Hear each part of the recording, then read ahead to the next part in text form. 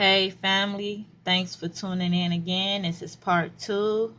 All praises to Heya Heya. This is part two of All Shit, the Merovingians. A whole new can of worms we left off of on this little sentence right here. So I'm just going to reread it. It says, get y'all closer. It says, however, I have uncovered mountains of evidence which indicate that the origins of the Merovingian race and the mystery that surrounds them lies ultimately with a race of beings, quote unquote, Nephilim, or fallen angels who created mankind as we know it today. Correction, mankind was already on earth.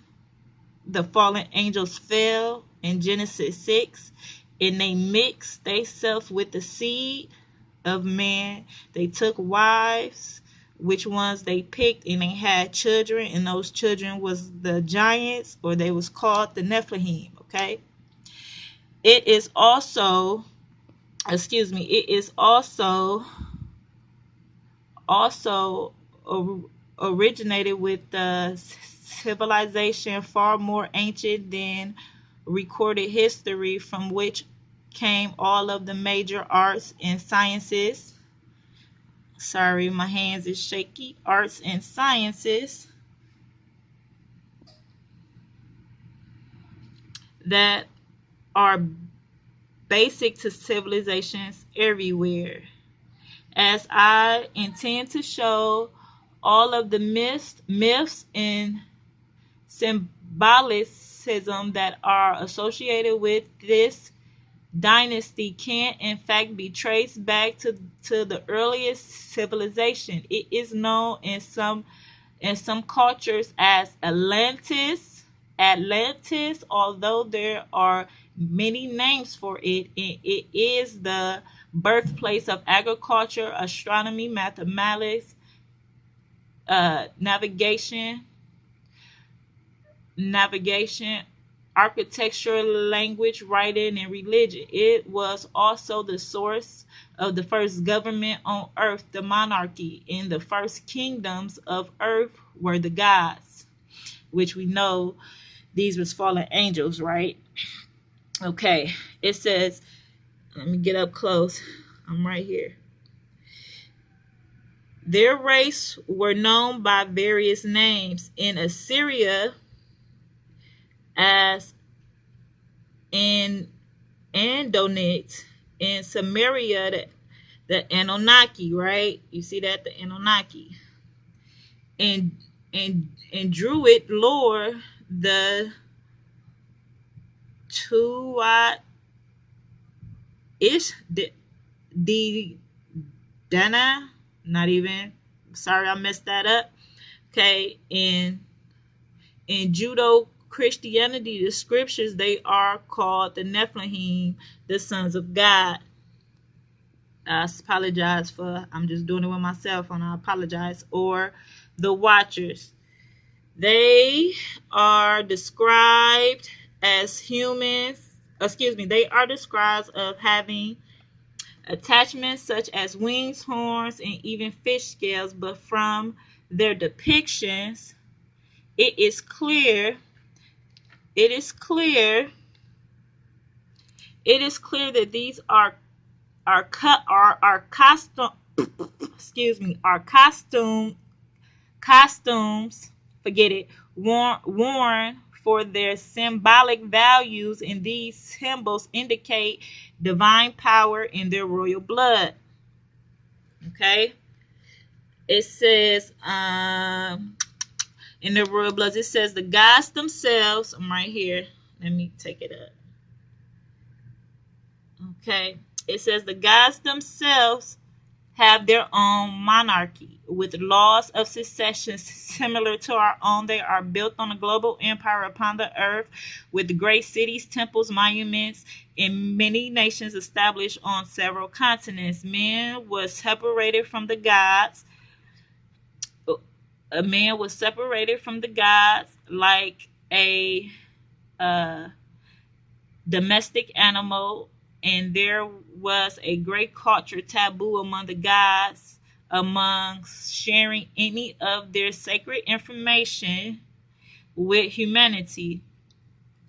Even things such as writing and mathematics, these guys ruled uh, directly over Egypt, Mesopotamia, the Indus Valley, and they rule is continued in the history of these in the history of all three civilizations. Okay, it says it says the global monarchy was the crowning glory of the ages. It says the period of their rule came to be called what? The Golden Age, right? It says, or the Egyptians called it the first time when the gods watched over men directly like a shepherd does his flock. In fact, they were often called the Shepherd Kings. Isn't the Hyksos called the Shepherd Kings? We're gonna get off that though. I gotta keep reading, right? It says one of the symbols in of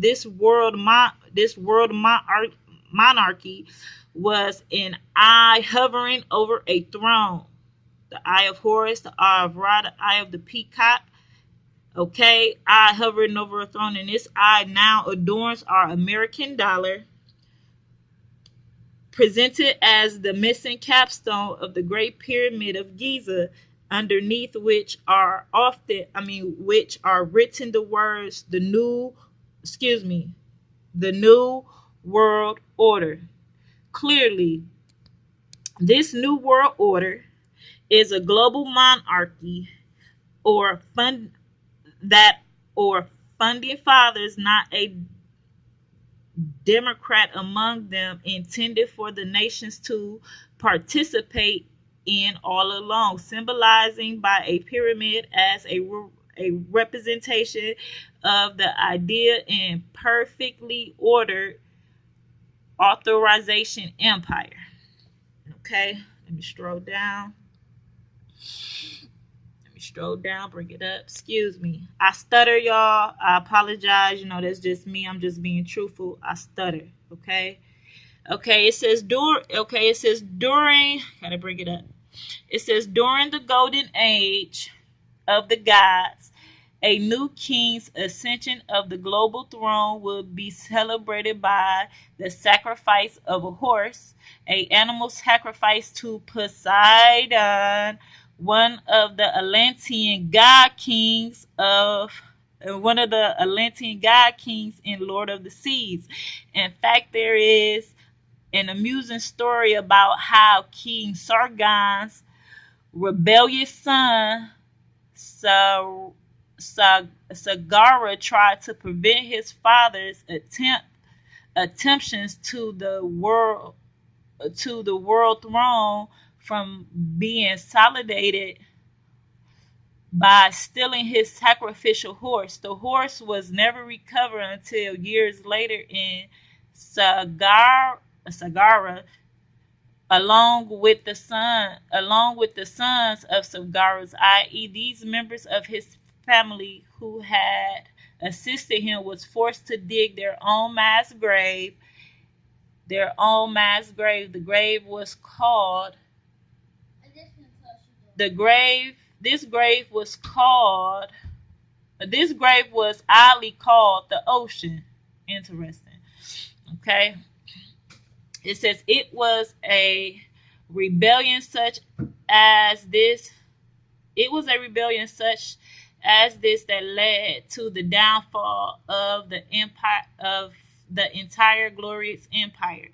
At some point, it is told, some of the gods broke rank. This is again recorded in just about every culture on earth that has its written history or oral traditions. Some of the gods finding human women most appealing intermarry with them, breaking a major taboo with their own culture and creating a race of human god hybrids. Some of these offsprings are described as taking the forms of giants, dragons, and sea monsters, while others are said to have